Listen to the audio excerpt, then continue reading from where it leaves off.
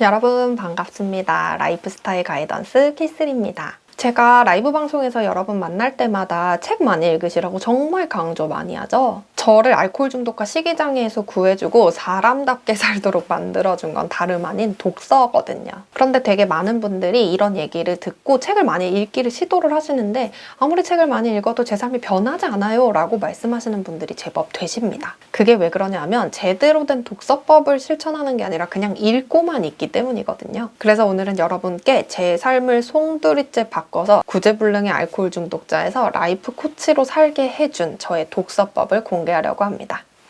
자, 첫 번째, 여러분들이 가장 많이 하시는 실수 중에 하나가 무작정 책부터 사고 보신다는 겁니다. 남들이 좋다고 하니까, 내 멘토가 읽었다고 하니까, 키슬이 추천한다고 하니까, 혹은 또 부자들이 읽는 책이라고 하니까 이런 식으로 아무 생각 없이 추천받은 책들을 그냥 막 사요. 그런데 아무리 좋은 책이라고 해도 내 문제와의 연결점이 없는 책이라면 아무리 백날 좋은 책이라고 해도 나에게는 아무 소용이 없습니다. 그래서 여러분이 스스로에게 물어보셔야 되는 질문이 있어요.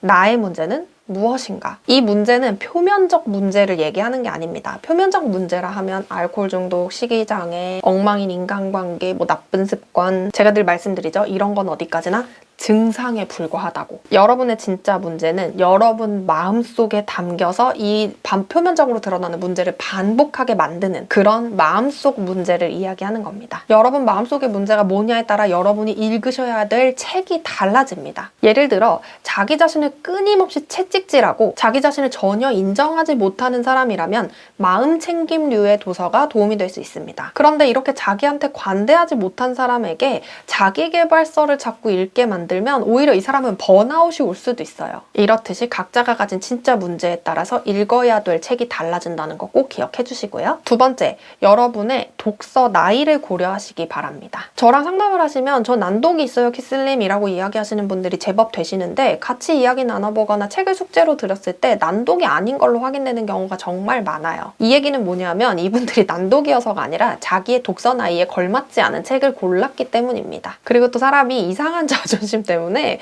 잘 읽히지도 않는 어려운 책을 자꾸 고르는 경향이 있어요. 이건 여러분들께 절대로 도움이 되지 않는 나쁜 독서법 중에 하나입니다. 자, 모든 것엔 나이가 있죠. 우리가 지금 실제적인 나이가 저는 지금 37이거든요. 제가 아무리 37이라고 하더라도 처음 시작하는 일에 대해서는 0세입니다. 만약에 사시면서 독서를 그렇게 많이 안 하셨고 그냥 드문드문 읽어오신 분들이시라면 독서 나이 0세라고 생각하셔도 돼요. 근데 여러분 아직 기지도 못하는 0세인 아이에게 뛰라고 하실 수 있나요? 이상한 죄책감 가지지 마세요. 뛰지 못하는 건 잘못이 아니에요. 내가 아직 그 단계까지 도달을 못했을 뿐이죠. 제발 쉽게 읽히는 책부터 선택하세요. 그렇게 하지 않으면 책 읽는 것 자체에 흥미를 잃어버릴 수 있습니다. 그럼 성공과도 더 거리가 멀어질 수밖에 없겠죠. 자, 세 번째. 자기 문제와 관련된 책을 최소한 3권 연달아 읽으시기를 추천드립니다. 사실 3권 적어요. 많이 적은데 이렇게 시작을 하시라는 얘기죠. 제 경우에는 한 분야에 관심이 생기면 적어도 7권에서 8권 정도의 책은 연달아서 읽어줍니다. 그리고 그 책들을 한 번만 읽지 않고 그 중에서 가장 좋았던 책 한두 권 정도는 두고두고 계속해서 읽습니다. 만약에 종이책으로 샀는데 종이책이 좋았으면 전자책도 사고요. 전자책을 샀는데 그게 좋았으면 종이책도 삽니다. 왜냐하면 같은 책이라도 어디서 어떻게 어떤 플랫폼 상에서 읽었느냐에 따라서 받아들여지는 게 확확 다르거든요.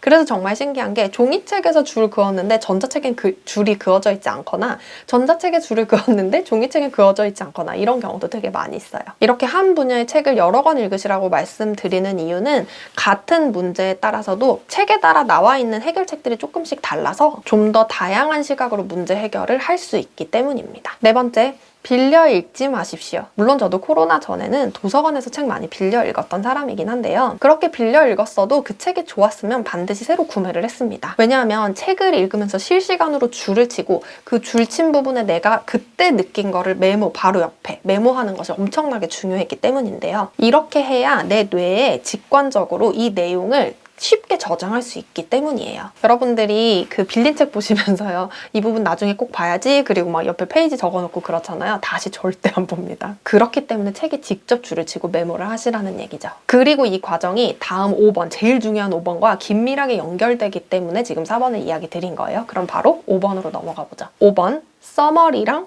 워크시트는 필수다. 자, 4번에서 우리 밑줄 긋고 메모했죠? 그럼 이제 그 내용을 서머리 노트에 적으셔야 됩니다. 서머리는 요약을 얘기하죠. 내가 밑줄 친 부분들을 챕터에 따라 구분해서 다시 적어보는 거예요. 뭐 타이핑을 하시는 것도 좋긴 한데 저 같은 경우는 직접 손으로 쓰시라고 많이 권장을 드리기는 합니다. 타이핑을 하면 그냥 이렇게 타닥타닥타닥 옮겨 적으면서 머릿속에 별로 남지 않고 마음속에도 별로 확 와닿지 않은 채로 그냥 흘러가듯이 업무하듯이 그렇게 서머리 노트를 작성하게 될 가능성이 높아지는데 내가 책을 보면서 손으로 직접 적으면 그 속도 덕분에 이 내용이 한 번 더 마음속에 들어오게 될 가능성이 높아져요. 그래서 챕터별로 구분해서 책 보면서 옮겨 적으면서 줄친 것 중에서도 가장 중요하고 내 마음에 정말 확 와닿았던 것들 위주로 혹은 아이디어가 되는 내용을 선별해서 적어줍니다. 그리고 그 내용 옆에 내가 메모한 건 다른 색깔의 펜으로. 그래서 책에 나오는 내용과 내 생각을 펜 색깔로 구분해주는 거죠. 이렇게 적은 내용들은 여러분들의 자산이 됩니다. 여러분 삶의 자산이요. 앞으로 어떻게 살아갈지에 대한 지침도 되어주고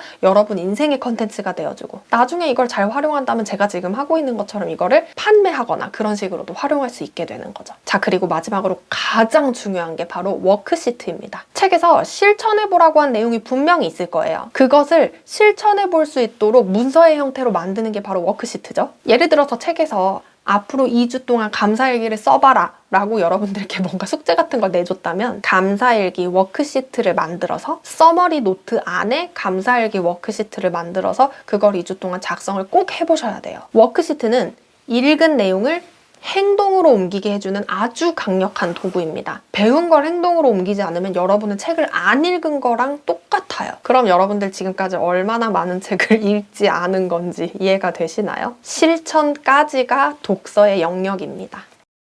아인슈타인이 이런 말을 했죠. 어제와 같은 삶을 살면서 다른 미래가 펼쳐지길 바라는 건 정신병의 초기 증세라고요. 여러분들이 진짜 진정한 변화를 원하신다면 책 속에 나와 있는 내용을 그냥 보는 수준에서 벗어나서 반드시 생활 속에서 실천하셔야 됩니다. 오늘은 이렇게 여러분의 인생을 180도로 완전히 바꾸게 해줄 저만의 독서법을 소개를 시켜드렸어요. 여러분도 이 독서법을 실천해보시고 어떠셨는지 혹은 궁금하신 점이 있으시다면 요 아래 댓글로 많이 남겨주시기 바랍니다. 네, 저는 그럼 다음 컨텐츠로 인사드리도록 할게요. 안녕!